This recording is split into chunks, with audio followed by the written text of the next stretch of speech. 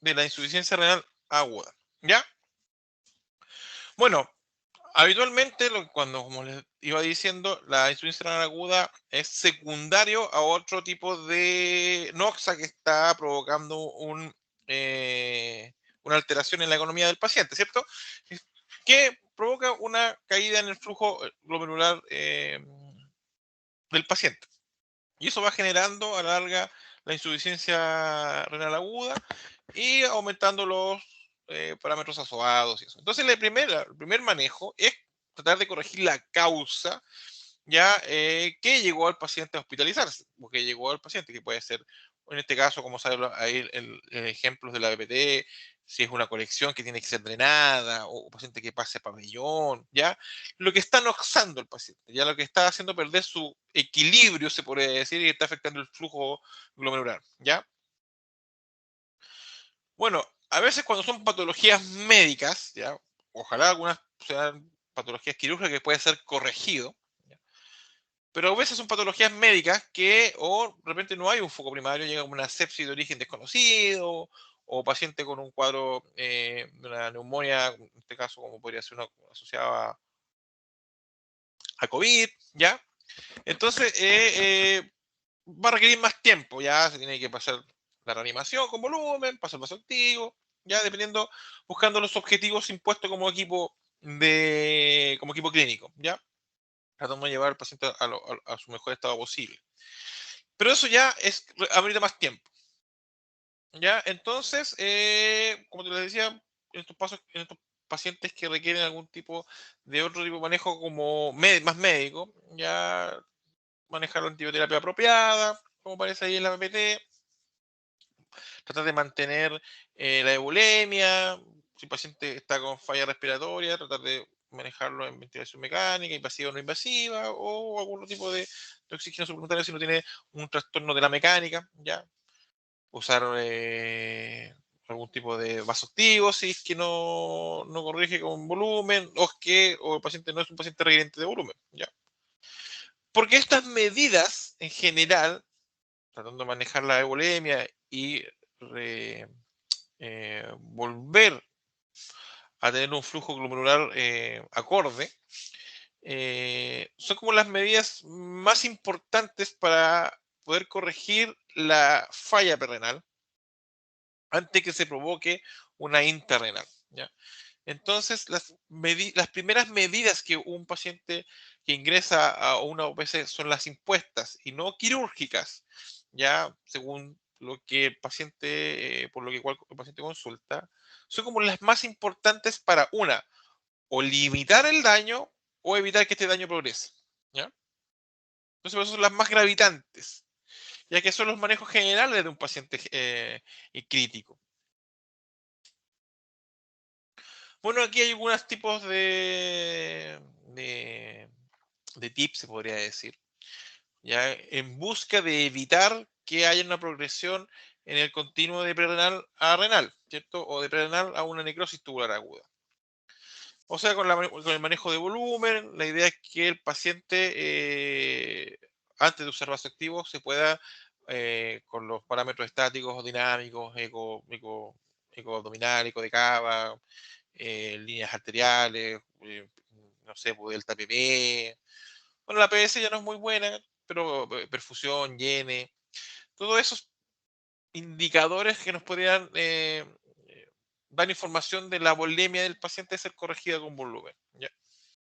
Y si esto no es posible, o si un paciente los indicadores son negativos para el volumen, uso de vasoactivos. La idea es que mantengamos una perfusión renal lo más acorde posible, ¿ya? Bueno, a lo largo del tiempo, uno que lleva mucho más años de lo que quisiera en UPC o en UCI, de lo que quiere contar, eh, lo que es el manejo o lo que es la volemización de los pacientes ha pasado por picos y valles. ¿Ya? En un momento, hace muchos años atrás, no sé, pues la reanimación con Ringer era como la panacea, después apareció los expansores sintéticos como el Volver o no me acuerdo de otros nombres que existían en esos pueblos, que eran como casi que lo que se descubrió, después se estudió que era nocivo, después volvimos a los cristaloides y hemos pasado por varias épocas de auge y caída de los cristaloides, los coloides o los expansores, ¿ya? Pero actualmente lo que se maneja es que la toxicidad por suelo fisiológico, tratar de manejarse por metas o por indicadores, el uso de los volúmenes, y sobre todo el uso del fisiológico. Ya actualmente, por lo menos, lo que se está ocupando harto son los expansores con albúmina, ya mezclar albúmina con fisiológico o con otro tipo de cristaloides para hacer expansores y para poder tener que ocupar una mínima cantidad de volumen para expander el VEC, ¿ya? Pero esos son tips que depende de las épocas y depende de los centros también, el uso o no uso de volumen. Ya igual que los agentes vasoactivos. Pero la idea es que el paciente mantenga una normovolemia, mantenga la mayor estabilidad hemodinámica posible, ¿ya? Optimizar el aporte y consumo de oxígeno, ya aparte que son pacientes hipercatabólicos, son pacientes hiperdinámicos.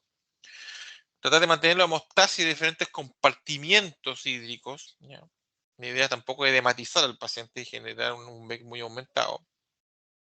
Mejorar la perfusión a nivel microcirculatorio y tratar y monomodular la respuesta inflamatoria, ¿ya? De los pacientes.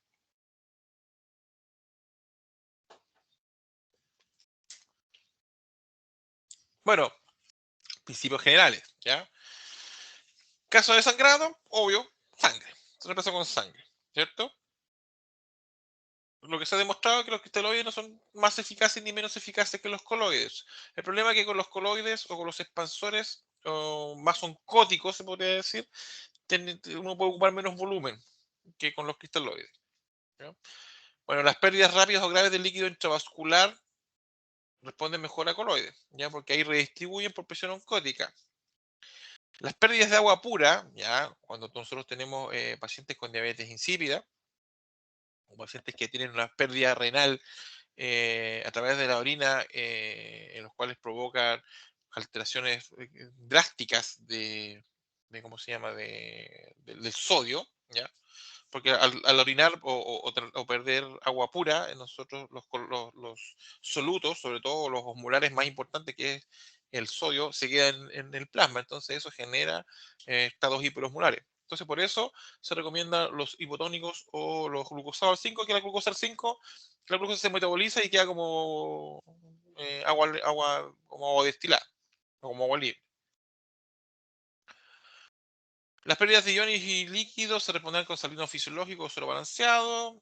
Ya es, bueno, hay como una pequeña, se podría decir, disyuntiva en el uso de bicarbonato. Ya el bicarbonato se debe usar las acidemias severas, metabólicas severas, un pH de -9 o un bicarbonato -5, ya porque no tiene muchos efectos con bicarbonatos más altos o con acidemia no tan pronunciadas o no tan graves, ya. Y aparte pueden provocar otros tipos de complicaciones como hipernatremia y alteraciones de la condición electrocardíaca. Y obvio, evitar la sobrehidratación, que está asociado a mayor mortalidad. El uso de diuréticos. En general, los diuréticos en un paciente con insuficiencia renal aguda no cambian o sea, no es un tratamiento para la enfermedad, es un tratamiento para la hipervolemia, ¿ya? La insuficiencia renal aguda en fases oligúricas o anúricas genera hipervolemia porque no tiene las pérdidas suficientes a los ingresos. Entonces el balance va quedando positivo. Y el diurético, ya incluso los test de furosemida, que también se llaman, sirven para tratar eso, la hipervolemia, pero no tratan ni mejoran la insuficiencia renal aguda, ni cambian el pronóstico, ni acortan el tiempo de reparación, nada. El ciclo del daño renal se va a mantener igual, no va a ser afectado por el diurético, lo que sí vamos a poder, si es que tienen efectos, obvio, porque a veces los diuréticos no tienen el efecto deseado, evitar la hipervolemia del paciente, y eso también provoca complicaciones como aumento de la poscarga, falla cardíaca o congestión del circuito pulmonar y EPA, ¿cierto? Es como la razón última que provoca la hipervolemia. O aumento, podemos ver como aumentos de consumo de FiO2 en el ventilador mecánico o los patrones respiratorios del paciente. Aparte de igual también de la imagenología a través de eco o rayos. Pero la idea es esa. El diurético sirve solamente para eso. No modifica la enfermedad. Y en esto lo que podemos usar son las infusiones de furosemida que tienen algunos beneficios. No hay esos cambios bruscos. La furosemida es un diurético de asa, ¿ya? Y lo que provoca refractariamente, que puede provocar en dosis altas, en bolos, puede provocar hipernatremia refractaria, o sea, hipernatremia compensatoria, porque tú pierdes, pero después haces una contrarrespuesta que aumenta el sodio a nivel plasmático. Y también lo que se ocupa, eh, esto en algunos centros yo lo he visto, también lo estamos usando nosotros aquí en el regional, lo que son los test de furosemida. En los pacientes con falla renal aguda, eh, oligúrica o anúrica, se les pasa entre 1 a 2 miligramos por kilo de peso de furosemida en bolo directo para ver una respuesta.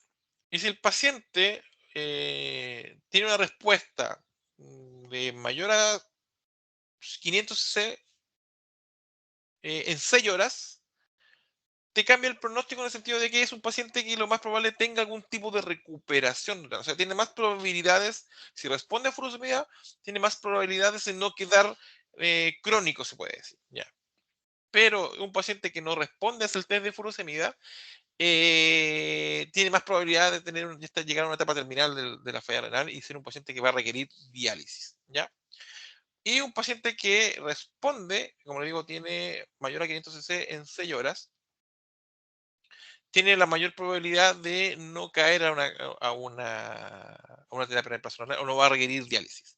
Más para eso se ve, para ver si el paciente tiene chance de recuperar función renal espontánea y no requerir diálisis, o es un paciente que tiene más probabilidad de requerir diálisis.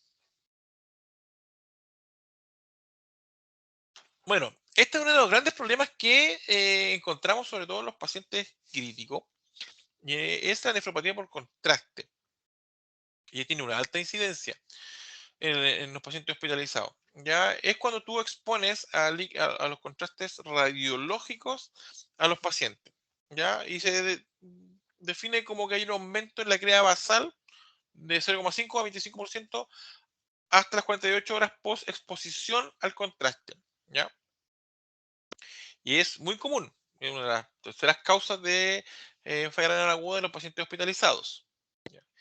Y el componente de riesgo más importante para poder producir una nefropatía por contraste es ya venir con algún tipo de pérdida de función renal o pérdida de filtración renal, ¿ya?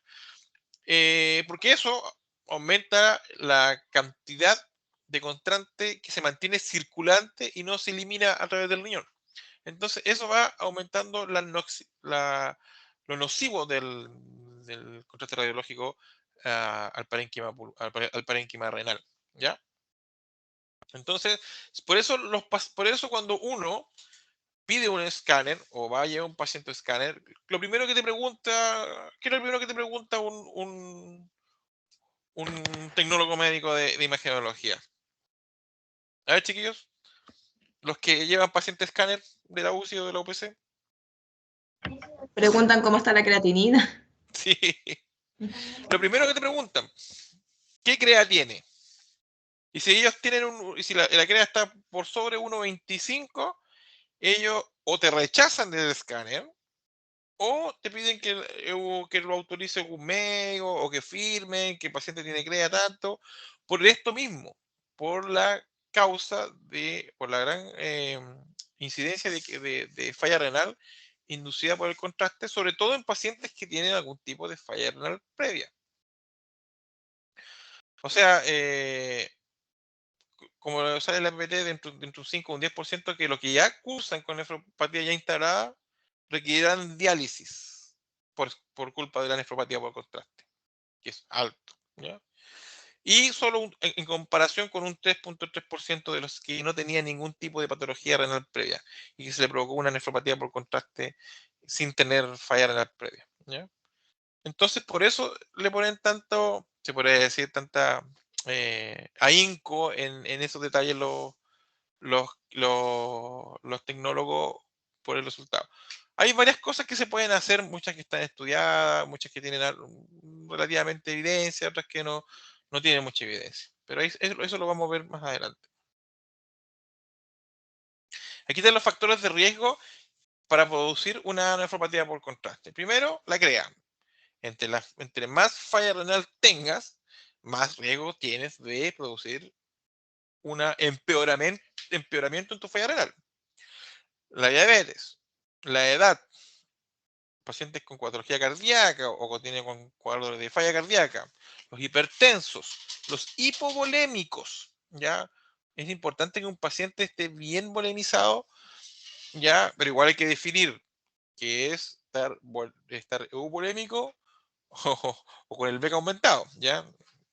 No porque va a recibir un paciente que está eh, hipervolémico o está con el VEGA aumentado y va a recibir contraste, lo vamos a volumizar más. Pues no, tiene que estar bien definido si el paciente está con un buen volumen extracelular o no. Eh, y también lo relacionado con los contrastes, ¿ya? La osmolaridad del contraste siempre se pide que a los pacientes que tienen algún tipo de ya falla renal se usen eh, contrastes hiperosmolares, ¿ya? O de una osmolaridad más baja. Pero no está tan relacionado con eso, está más relacionado con el volumen, la cantidad de contraste, ¿ya? Que la osmolaridad.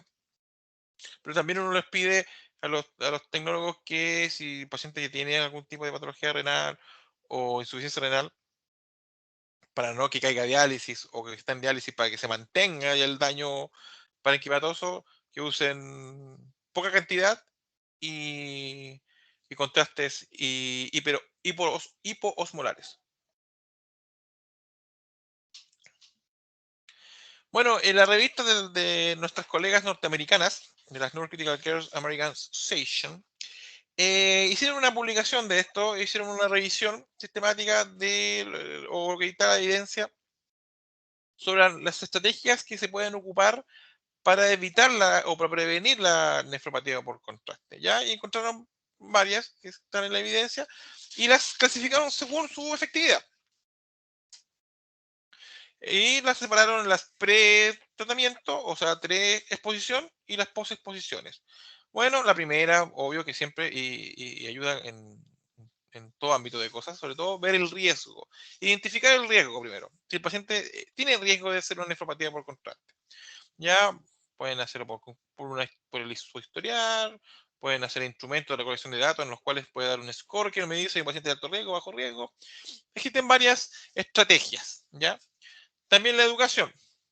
Bueno, habitualmente en los críticos es poco educación que se le puede hacer al paciente, pero ellas vieron que también son actividades que se pueden hacer previa a la exposición al contraste. También ¿cómo se llama? Expandir a los pacientes, ¿ya?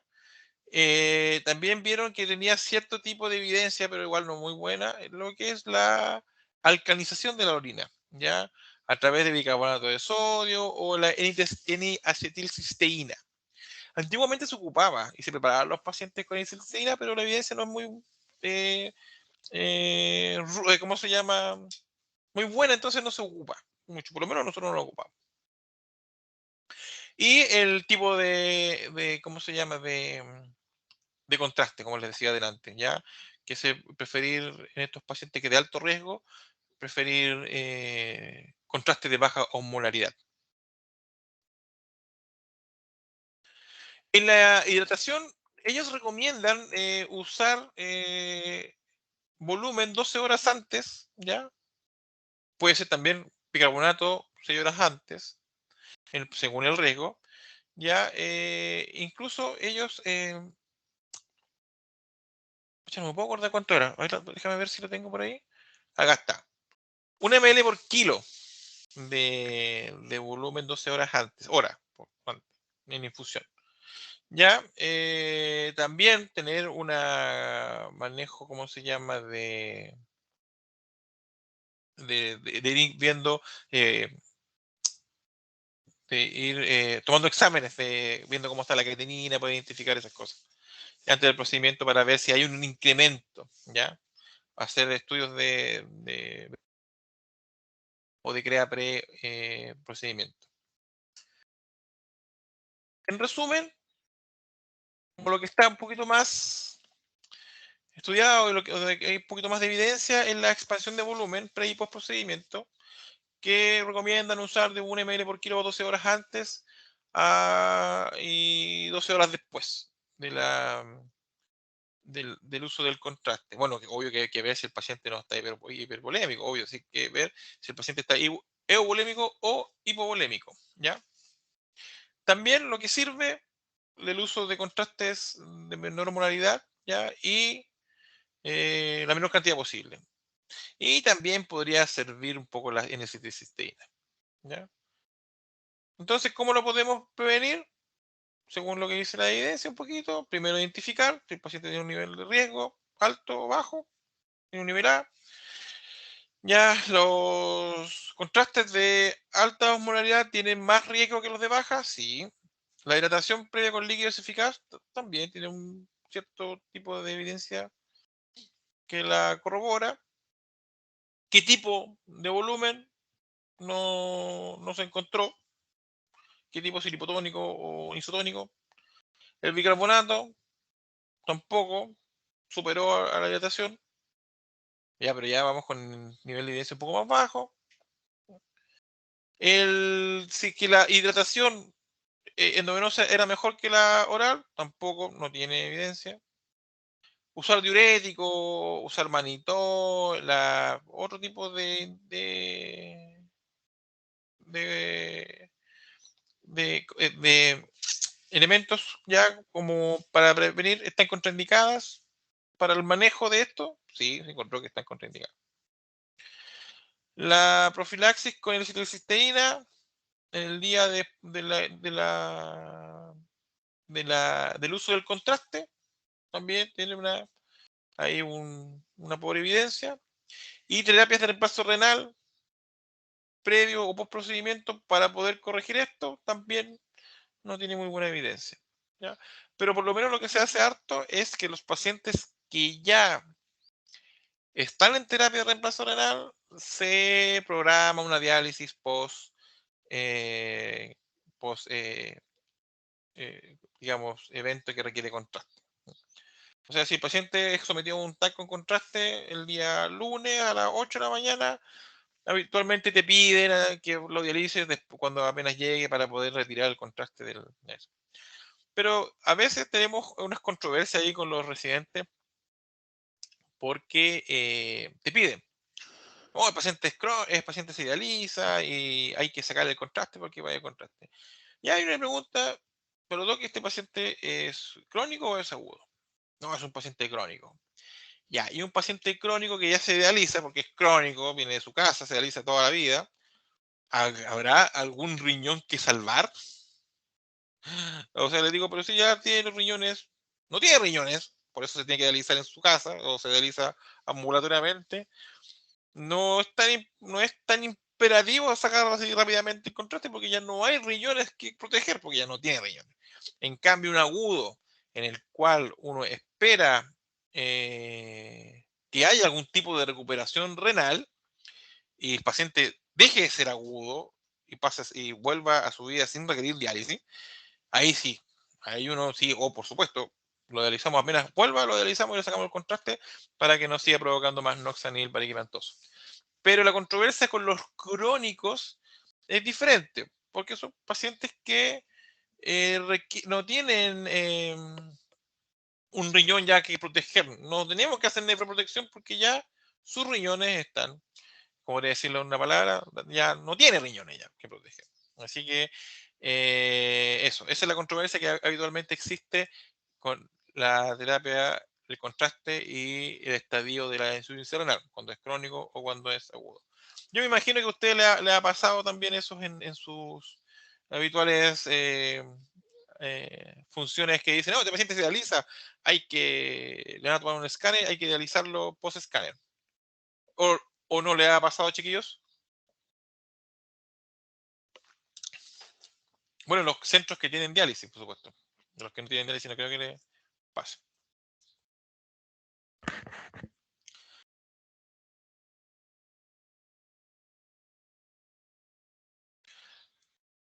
Así que eso, a ver. Bueno, en los cuidados generales en un paciente con insuficiencia renal aguda, como le iba diciendo, hay manejos generales de enfermería o los cuidados que se gestionan habitualmente. Como la realización de la amnesia, por supuesto. ¿Me dan un segundo, chiquillos? Que me están.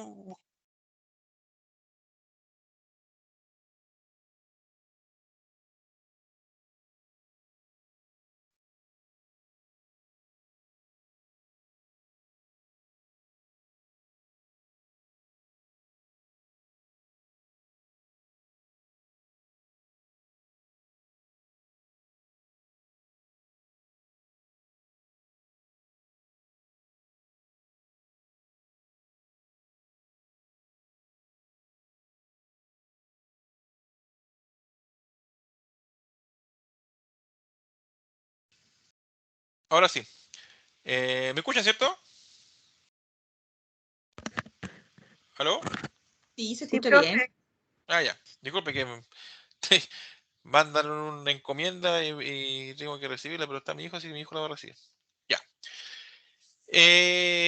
Como les iba diciendo, los cuidados generales, realización de la anamnesis, que tenemos la recogida de datos del paciente, obvio, la monitorización, estamos sobre todo en una unidad de cuidados intensivos, ya tenemos que tener siempre el paciente monitorizado, ¿ya? Con control puede ser invasivo o no invasivo, depende de las indicaciones que tenga y los objetivos que se presenten en el paciente. Manejamos vigilancia para un respiratorio, uso, porque tenemos que ir valorando todo lo que podría provocar una noxa a nivel renal, por supuesto. Lo que queremos prevenir es la injuria secundaria, ¿cierto? Porque la injuria primaria ya la trae, ya ahí no hay mucho que hacer. Tratamos de prevenir la injuria secundaria. ¿Me dan un segundito, chiquillos? Un minutito que voy a ver esto del que me necesitan entregarme un encargo que están afuera de Starker. Me demoro 5 minutos o menos. Permiso.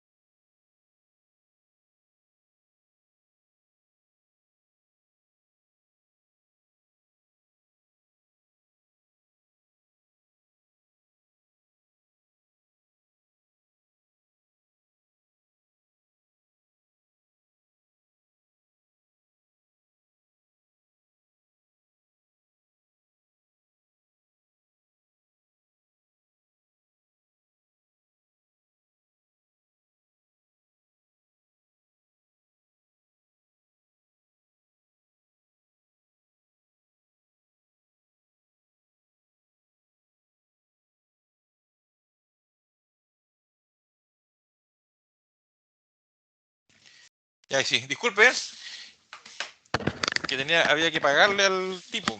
Ya. ¿Me escuchan? ¿Aló? Sí, todo bien. Ah, todo bien, ya. Espero haber apagado el micrófono, sí, porque dije, por tontería. Ya, sigamos. Entonces, en general, vigilar la sequedad y aparición del prurito, controlar la temperatura, todo esto para poder monitorizar y poder detectar tempranamente o corregir si y evitar, como les decía, el daño o la injuria secundaria renal, ¿ya? La evaluación física, como lo iba diciendo, proteger la piel en caso de los cambios posturales, lo que hacemos habitualmente en la unidad de cuidados intensivos, ¿ya? Muy importante, poder monitorizar la diuresis, ¿ya? Nosotros hacemos controles horarios en la unidad de cuidados intensivos. Por lo mismo, ya en general tomamos la diuresis como otro signo vital. Control estricto de balance hídrico, eso estamos muy habituados a hacerlo. Aquí en el General Rancagua, en la UCI, hacemos balance de 12 horas, ¿ya? Para poder tratar de mantener, porque es dentro de los objetivos de reanimación, o sobre todo en el paciente eh, ventilatorio o que está con algún tipo de trastorno ventilatorio, mantener los eubulémicos es un objetivo de tratamiento. El estado de los líquidos del paciente, vigilar si aparece en edema, ¿ya? O administrar el volumen por vía intravenosa si el paciente lo requiere, ¿ya? Vigilar la respuesta ante la administración de diuréticos como tipo de valoración. Y si es posible, pesar a los pacientes. Y así es mucho más efectivo y es mucho más exacto lo que son la valoración de las pérdidas insensibles. Bueno, la idea también es poder tener exámenes precoces. Ya se recomienda tener tomas de orina ya al inicio, ya, en los cuales uno podría identificar los factores, los elementos químicos y físicos de la orina.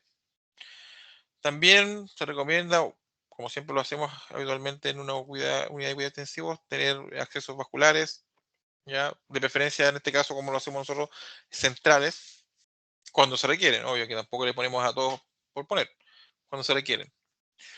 Tomar exámenes, ya, evaluar la urea, la creatinina, el potasio, que son como los que nos pueden indicar mayor gravedad en estos casos de los pacientes. La hiperpotasemia en los pacientes crónicos es muy común, así que tiene un gran valor para poder evaluar si el paciente es un paciente crónico o no. Ya los pacientes crónicos habitualmente son eh, calémicos o también con hiperfosfatemia también son. Vienen con hiperfosfatemia.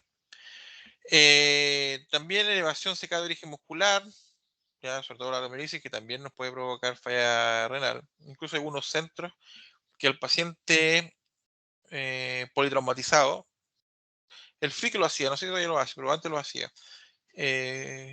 Los pacientes politraumatizados los conectaban a terapia continua al tiro porque sabían que iban a hacer algún tipo de falla renal por radiolisis, ¿ya? Veían el alza de la seca total y los conectaban a terapia sin tener algún tipo de todavía de aumento de valores asoados, como uno crea. Y otros tipos de exámenes como hemograma y así. Ya también pruebas de coagulación.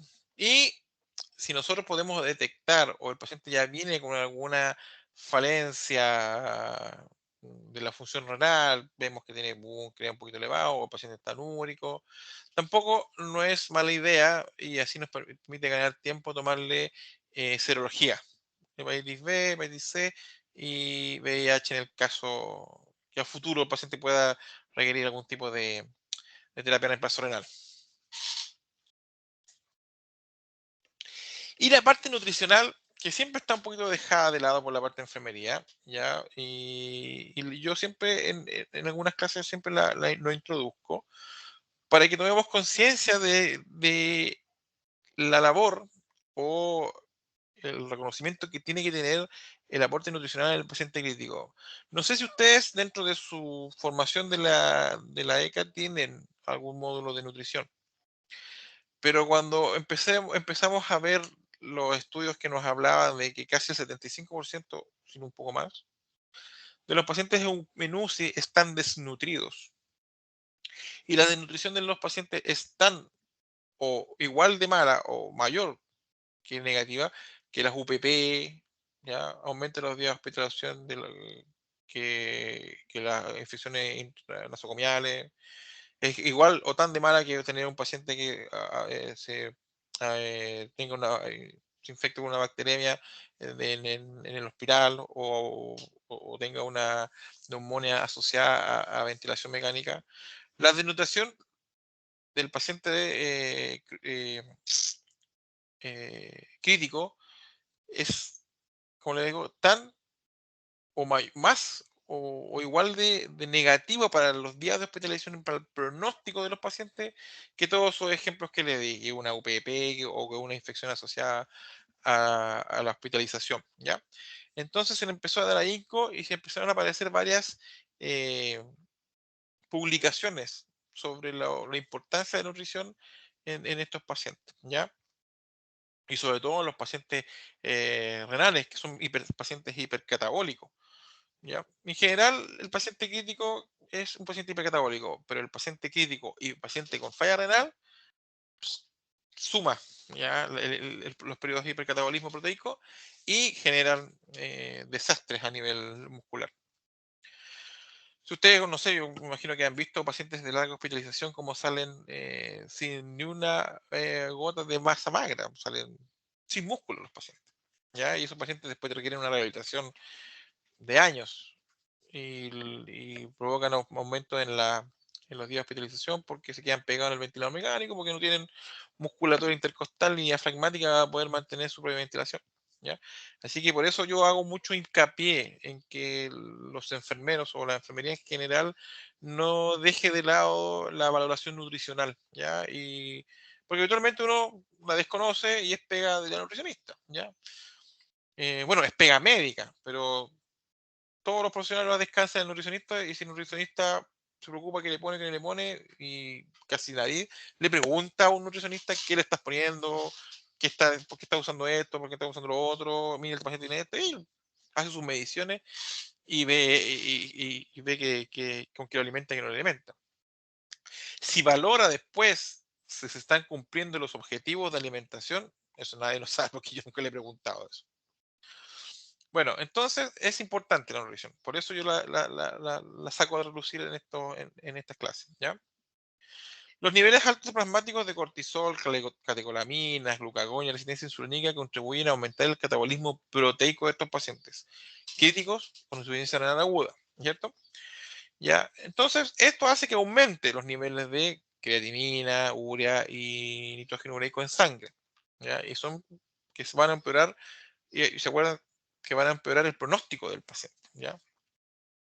Otra cosa que la nutrición tiene que ser precoz, ¿cierto? Incluso las recomendaciones ESPEN, que son las recomendaciones europeas, hablan que el paciente apenas pase la fase aguda de la reanimación tiene que ser inmediatamente alimentado.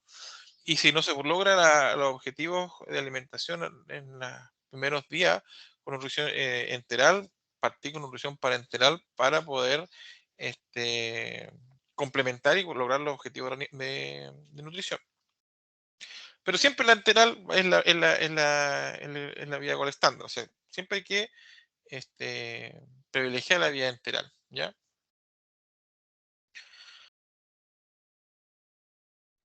No tenemos, porque el paciente todavía se alarga la fase de reanimación y el paciente aún mantiene uso de vasoactivos o está en su fase aguda todavía y no lo podemos sacar de esa etapa. Igual se recomienda inicio de alimentación, pero por lo menos en dosis tróficas.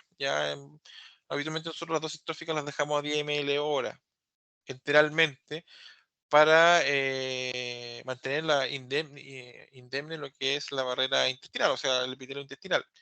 Porque si les generamos en los pacientes grandes periodos de inanición a través de la vía enteral empieza a producir atrofia del epitelio intestinal y empieza a haber translocación bacteriana, ¿ya? Entonces aumentan las probabilidades de que haya sobreinfección por translocación bacteriana que traspasen el epitelio intestinal. Y está más que reconocido que mantener a los pacientes con la mejor nutrición posible dentro de las unidades de cuidados intensivos aumenta cantidad, porcentajes muy altos de sobrevida, ¿ya? Y de días de ventilación mecánica. ¿Y qué recomendamos en los pacientes renales? ¿Se acuerdan que estamos en esa época? O sea, en ese ítem. O sea, en general, los pacientes UPCs tienen que tener algún tipo de aporte nutricional, pero nos vamos a enfocar en los renales. Se recomienda que sean de 30 a 35 kilocalorías día, ¿ya? A través de hidrato de carbono y lípidos, ¿ya? ¿Para qué? Para que el uso de las proteínas se optimice en funciones estructurales, reparativas y no en generación de energía, ¿ya? Porque eso produce el hipercatabolismo, que la polinanición, que en vez de ocupar las proteínas como estructuras de reparación o estructurales, se usan para generar energía. Y esa generación de energía a través de componentes proteicos genera una cantidad de detritos que empeoran las condiciones de los pacientes y aumentan la urea, aumentan los componentes nitrogenados en sangre y empeora la condición de los pacientes, sobre todo los pacientes con falla renal. El aporte proteico de 0,6 a 0,8 gramos por kilo, ¿ya? Y puede ser considerable aumentarlos en pacientes que están en cuadros hipercatabólicos. Ya se recomienda que el aporte de sodio sea bajo, ya, sobre todo si existe hipervolemia, que los pacientes están con el con aumentado, con edema, con falla cardíaca o hipertensión, bajo aporte de sodio en la nutrición. Y el líquido se tiene que ajustar a la volemia, ¿ya? Y como consejo, es mucho más simple manejar los pacientes que nutricionalmente, que mantienen una diuresis conservada, que un paciente anúrico, ¿ya? Porque los aportes de volumen tienen que ser mucho más restringidos. E incluso los pacientes con anúricos es muy complejo darles nutrición parenteral porque no tienen pérdidas, entonces van quedando positivos, positivos y positivos.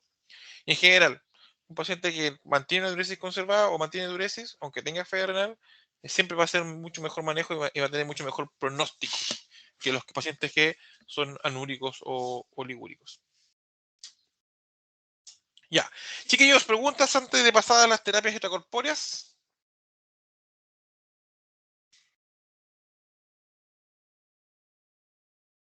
¿No? Creo que están durmiendo.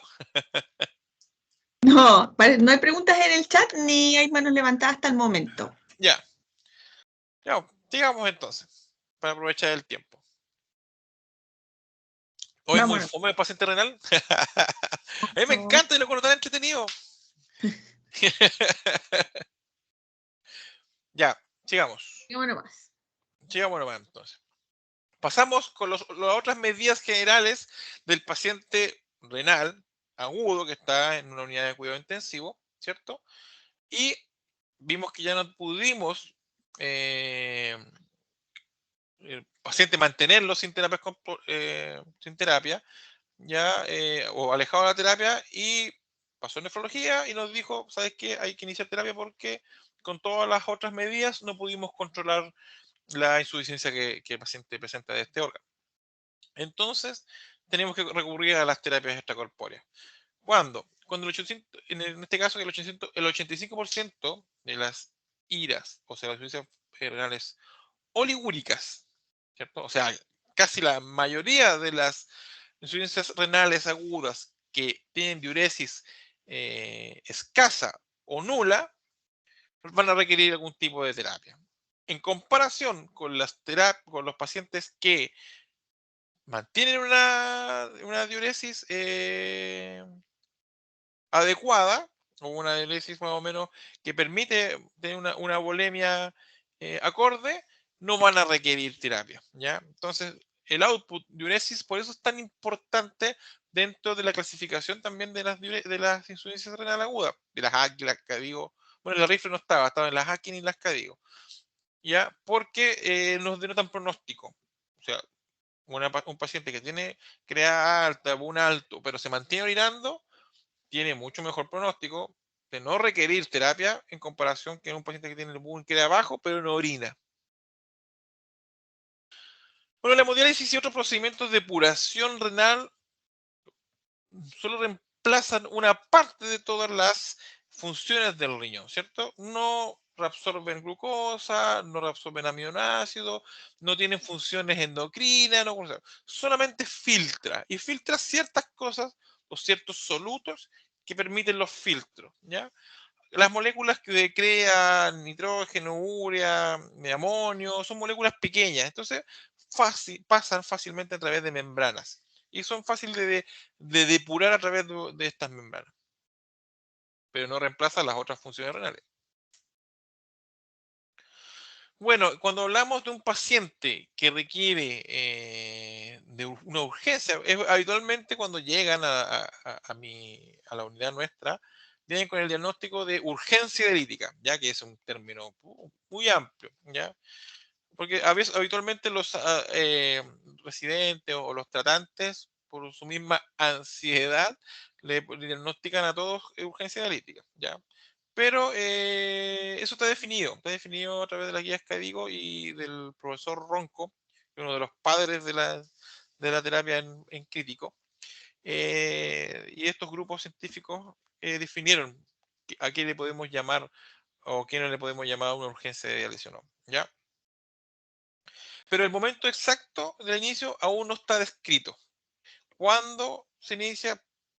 Si es mejor precoz o es mejor tardío. Porque igual instalar un catéter a un paciente, tomar serología y exponerlo a una terapia extracorpórea no es gratis, es un riesgo. Riesgo de infección de catéter, riesgo de todas las complicaciones que pueda tener una terapia extracorpórea, en el cual sacamos la sangre del paciente, la pasamos a través de un filtro de una máquina y se la devolvemos. Todo esos circuitos puede tener un riesgo, puede ser infecciones, puede ser embolias aéreas, puede entrar aire, se puede coagular, puede entrar hay un montón de riesgos. Sacarla del cuerpo también a otro tipo de membranas, aunque son biocompatibles, también generan inflamación porque generan una respuesta inflamatoria. ¿Ya? O también podemos generar hipotermia, podemos sacar más de lo que queremos sacar o menos de lo que queremos sacar. Entonces, no es gratis. La terapia de reemplazo renal no es gratis, tiene altos riesgos. Entonces, someter a un paciente a esos riesgos sin tener bien claro si va a ser mayor el beneficio que el costo, aún se desconoce. Aún hay una etapa de penumbra de saber cuándo es el momento exacto, si es tardío o es precoz, ¿ya? Habitualmente se dice que hay que analizar caso a caso. Y cuando estamos hablando de indicaciones, cuando hay una sobrecarga de volumen refractaria, o sea, el paciente está con una hipervolemia, el paciente no orina y no tenemos cómo sacarle ese volumen, ¿ya? Y está generando trastorno, aumento de la poscarga, edema de pulmón, falla cardíaca, edemas cutáneos, viscerales, ¿ya? Son indicaciones de la reemplazo renal. Hipercalemias refractarias, ¿ya? Hipercalemias que no se corrigen con diurético o que no se pueden corregir con otro tipo de tratamiento médico. O sea, las medidas que habitualmente estamos acostumbrados a ver en UCI, que son las polarizantes, que son los gluconatos de calcio, ya no son medidas de extracción de potasio. Ya lo que hacemos es transferir solamente el potasio de un compartimento al otro, pero la carga total de potasio sigue igual de alta. ¿Ya? Así que son temporarias nomás, son para corregir el cuadro más complejo y evitar las complicaciones cardíacas que puede provocar las hipercalemias, ¿ya?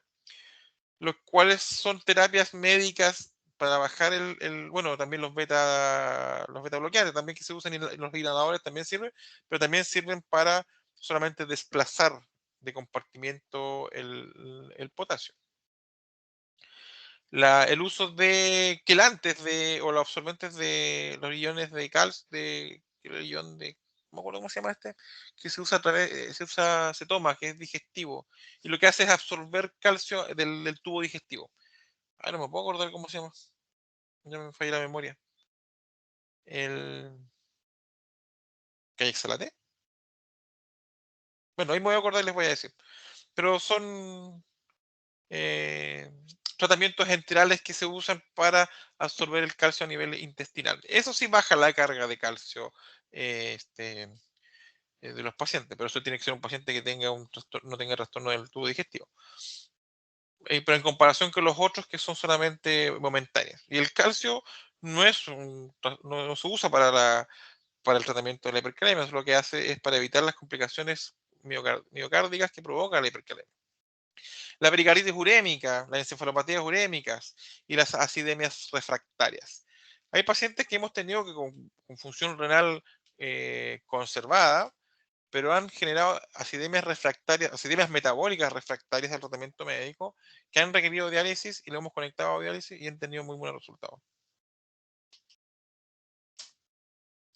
Y estas son las guías, o sea, eh, las características que nos pueden definir una urgencia de dialítica. Estas las definieron en el 2012 estos chiquillos de las CADIO que les decía, que se basaron en las eh, indicaciones de diálisis que sacó el profesor Ronco, que es un italiano padre de todo esto. ¿Ya? Definieron a qué le vamos a llamar una urgencia dialítica. ¿Ya? Cuando hablamos de una uremia mayor a 100 miligramos por decilitro. Son muy escasas. Nosotros igual somos un poco más laxos y permitimos esas uremias cuando vemos que de alguna forma el paciente puede recuperar función renal espontáneamente. Se mantengan orinando, están en etapas de reanimación, están con cuadros de deshidrataciones agudas, que están en etapas de corrección. ¿Ya? Entonces ahí podemos ser un poco más laxos y a pesar de tener nitrógeno ureico súper alto, sobre 100, esperamos un poquito, no nos conectamos rápidamente, esperamos que haya una reanimación. Cuando hay también disociaciones creatinina en nitrógeno ureico, porque podemos tener pacientes con boom de 150, pero con una CREA bajita, de 2, de 1, 1 tanto.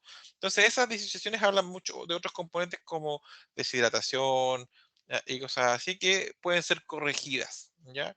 Y también nos hace ser un poco más cautos y no someter a un paciente a terapia a pesar de que tenga esta característica de un nitrógeno úrico sanguíneo mayor a 100 miligramos por decilitro, ¿ya? Cuando sí, sí o sí, ya los conectamos de forma aguda y rápida cuando los tenemos pacientes encefalopáticos, ¿ya? Cuando a pesar que el boom está alto, o sea, cuando tenemos el boom alto, mayor a 100, y se acompaña de otro tipo de patología. ¿Ya? Por eso se llama complicación urémica, porque son complicaciones secundarias al nitrógeno ureico alto, que son las encefalopatías, las pericarditis y los sangrados. ¿Por qué? Porque el nitrógeno ureico alto provoca alteraciones severas de la coagulación. Hipercalemias refractarias, con cambios ya en el electrocardiograma, hipermagnesemias, ¿ya?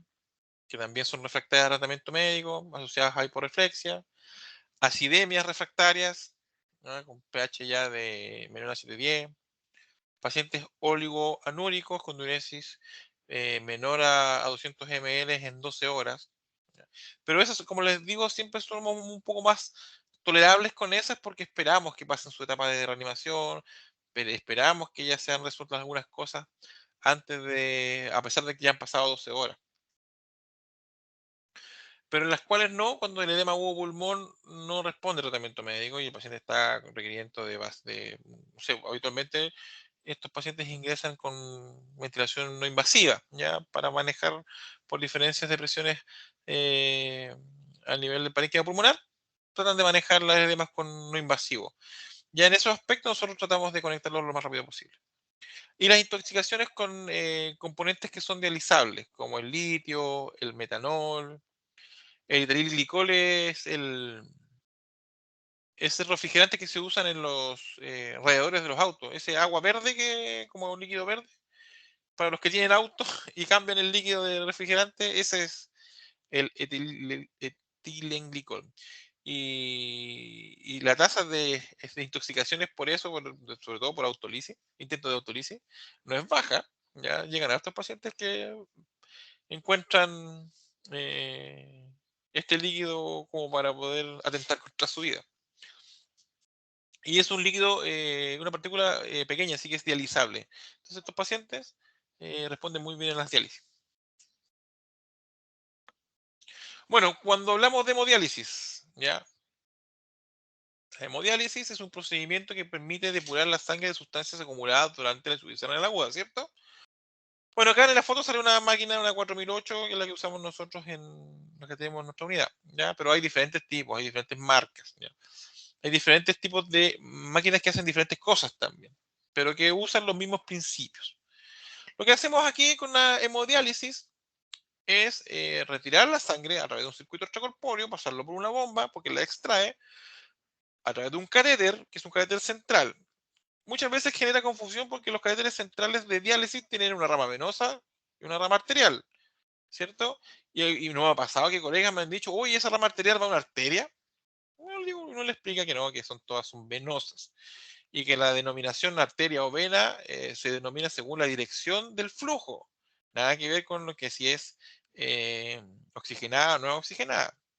Todos los flujos que van centrífugos al corazón se le llama arteria y los que son todos los flujos que son centrípedos al corazón se le llama vena. ¿Ya? Pero es un catéter venoso central y es un catéter venoso que va a una vena, una vena de mayor calibre, por supuesto, que son las yugulares y las femorales. Extraemos la sangre a través de una bomba, ¿ya? Y esta bombita la atraviesa la hace pasar a través de un filtro y el filtro tiene una membrana semipermeable que por diferencia de concentración a través de difusión simple la expone a un líquido de diálisis con ciertos tipos de concentraciones que permite que se extraigan solutos, los solutos hipotónicos, o los solutos hipertónicos al plasma, hipotónicos al líquido de diálisis. ¿Ya? Se aplica de 3 a 4 horas al día, ¿ya? Para lograr una máxima eficiencia y llevar estos solutos a rangos lo más normal posible o no peligrosos. El problema que como todo circuito extracorpóreo, o sea, como todo evento o todo tratamiento que requiera sacar sangre de un paciente que se encuentre en una UPC o está conectado a ventilación mecánica, que está con un trastorno hemodinámico, está asociado a vasoactivos, tienen ¿cómo se llama? Un perfil bastante complejo de los pacientes de UCI, aparte que se está tratando de mantener la hemodinamia a como de lugar, con vasoactivos, volumen, ya, monitorización y todo eso. Sacar volumen genera que provoca mucha inestabilidad en estos pacientes, que ya están inestables. Entonces, es un procedimiento extracorpóreo que inestabiliza mucho a los pacientes porque saca volumen, ¿cierto? Entonces, se ha tenido que incurrir en nuevas técnicas, ¿ya? O en nueva tecnología que vaya en directo beneficio con estos pacientes que tienen una compleja situación y que la idea que el procedimiento de diálisis provoque una mejoría en vez de un trauma, ¿ya? ¿Por qué? Si le provoco hipotensión es un teletrauma, ¿cierto? Porque estoy provocando más NOx al paciente. El aumento de consumo de vasoactivos por secundario a la terapia reemplazo de diálisis es un trauma, es un teletrauma, es un evento adverso. O sea, es un paciente, yo lo conecto a una hemodiálisis y el paciente está sin vasoactivos porque salió hace poco de estar usando Levo. Y lo conecto y el paciente requiere vasoactivos, eso es culpa del que está dializando, porque yo debiese asegurar una terapia que no provoca más NOx al paciente, porque si lo hipotenso y requiere más el reinicio de vasoactivos, ¿qué voy a provocar? Que ese riñón vuelva a estar isquémico, vuelve a producir, se empiece a isquemizar, empieza a noxar y vuelva a un continuo o un círculo vicioso y no le voy a permitir recuperación renal a ese paciente. ¿Ya? Entonces las terapias tienen que estar bien adaptadas al tipo de paciente. Y por eso aparecieron los tratamientos continuos, ¿ya? Que ahí en este caso hay una foto de una prima, pero hay varias. En San Fernando, como me decían, usan la Omni y otros, y hay varias. Medtronic tiene otra, y hay muchas. Fresenius tiene la Multifiltrate, ahora sale la Multifiltrate Pro, así que hay varios tipos de máquinas en el mercado, ¿ya? Se supone que tienen mucho mejor tolerancia a los pacientes, porque son continuas y suficiencia más baja. Y uno habla de terapias continuas cuando tiene el paciente conectado más allá de 24 horas. ¿Ya? Son portátiles, ¿ya? Porque uno tiene que llevar estas bolsitas que se usan como líquido de diálisis o como líquido de sustitución, ¿ya? Pero son caras. Y los procedimientos que se usan para depurar, al contrario de las diálisis convencionales o las diálisis adaptadas, que usan difusión simple para depurar, las máquinas de reemplazo renal continuo tienen la posibilidad de hacer convección aparte de difusión, ¿ya? Y eso se llama hemofiltración. Entonces, las máquinas tienen un poquito de plus más. El problema es que estas máquinas son muy caras y los procedimientos son extremadamente caros y demandantes. Bueno, y en resumen, lo que actualmente dicta la evidencia, ya, de todo lo que hemos visto y lo que es la insuficiencia renal aguda, que para poder tratar a un paciente, que los medios de contraste de baja moralidad son superiores a los de alta moralidad, ¿cierto? También se recomienda que cuando vamos a usar aminoglucósidos, solamente en una sola dosis, cuando nos toque usar anfotericina, usar la liposomal, que igual es muy cara, los medios contrastes bajos, ¿no? N-acetilcisteína, más o menos nomás. Y lo que está demostrado es que la dopamina, los natriuréticos y los diuréticos no tratan la enfermedad. ¿Ya? También hay otras cosas que están aquí al lado del tratamiento de los pacientes, que las terapias, el tipo de terapia bien hecha y que no provoca el trauma, no tiene diferencias significativas en la mortalidad de los pacientes. ¿Ya? O sea, si yo puedo ocupar una continua con una prisma o versus no sé, pues, una intermitente, pero adaptada al paciente crítico, las dos tienen los mismos beneficios y los mismos riesgos y no cambia la mortalidad. Así que uno puede usar una terapia intermitente que cuesta 35.000 pesos la terapia versus una terapia que cuesta casi 1.000.000 de pesos y tener los mismos resultados. Thank you very much. Por lo menos con insuficiencia renal aguda. Preguntas, dudas. Ahora vamos a pasar de lleno después a lo que son las terapias.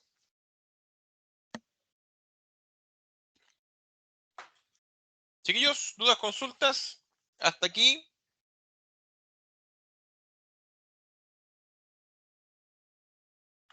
Hello. ¿Me escuchan o no? Sí. Yo no tengo dudas, profe. ¿Alguien por ahí que tenga alguna consulta, duda? Opiniones versus sus centros, ¿qué hacen sus centros? Yo soy un poco curioso y me gusta cubuchentear qué hacen los otros centros.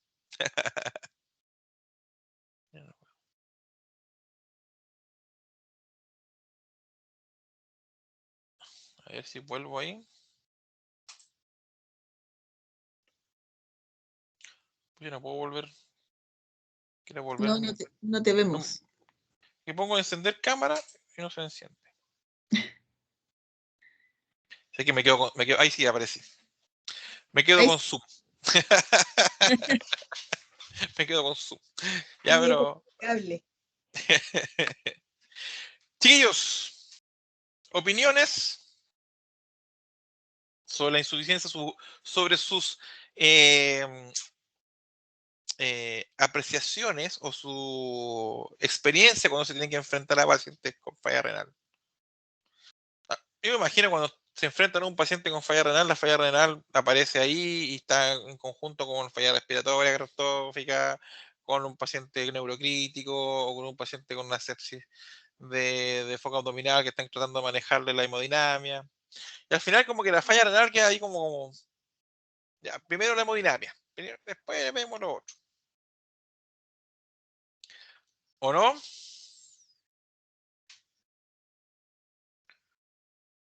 Cri, cri, cri. Están almorzando los chiquillos, parece ya. No, no creo. Y tiene un poco acercamiento a las terapias de sustitución renal por lo que he visto. Más, Sí, Jocelyn es la que ha hablado, la que ha comentado, ¿no? Jocelyn. de lo... Sí, sí, es que Sí. a mí por lo menos me ha tocado manejar terapia renal continua. Yo llevo 4 años ya en la UCI, como hace unos casi 3 años, pero no nos llega tanto. Son terapias que se hacen a lo lejos. Y a Ya. nosotros nos llegan generalmente como pacientes que requieren terapia de reemplazo renal, pero que son pacientes crónicos, que tienen enfermedad renal crónica, y que nosotros como medida de salvataje tenemos que aplicar la terapia continua, porque no tenemos la modalidad intermitente para ofrecerle. Y Sí, están con urgencia dialítica. eso es súper caro, eso es súper caro. Sí, ¿Y hacen hemofiltraciones de alto volumen? sí, sí se hacen. Lo hacemos en pacientes sépticos, pero como digo, no se ven tantos. Yo creo que Ya. este año hemos hecho unas 3. Eso va en retirada.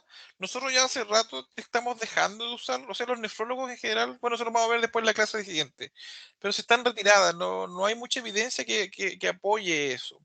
Es más que basado en la evidencia, es más basado en la experiencia. Porque uno cuando los somete a los pacientes ve que siempre hay baja un poco el consumo de vasoactivo, ve que uno puede suspender la adrenalina, ve esos cambios y eso os alienta mucho a los equipos. Pero en general después el paciente se muere igual.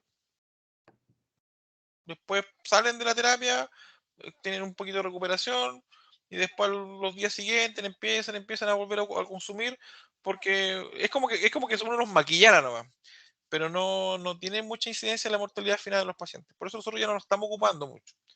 La estamos tratando de erradicar incluso. Sí, es difícil porque la nefrología ya no las indica a los intensivistas, porque aún están pegados con eso que ayuda. Cuando ya se quedan sin herramientas, se quedan sin como ya al paciente le hemos hecho todo y no le baja, no le puedo suspender la adrenalina, sigue subiendo el levo, sigue subiendo la adrenalina. Entonces, como se quedan sin herramientas, recurren a las terapias. El problema, como les digo, no tiene mucha sustentación científica de que sean muy útiles para lo que es la supervivencia del paciente. Los maquillan nomás un ratito. Chiquillos, hagamos un break para partir con la otra clase. Perfecto, son ¿Qué hora las es? 12, 12. 12:15. Ya. Vamos súper bien. Yo pensé que íbamos a ir mucho más lento. Así que de repente podemos ver una clase que es muy entretenida, que es de manejo del medio interno. ¿Ya? Ahora vamos a ver terapias, si alcanzamos, vemos lo otro. Pero por lo menos me interesa que vean lo que son las terapias, porque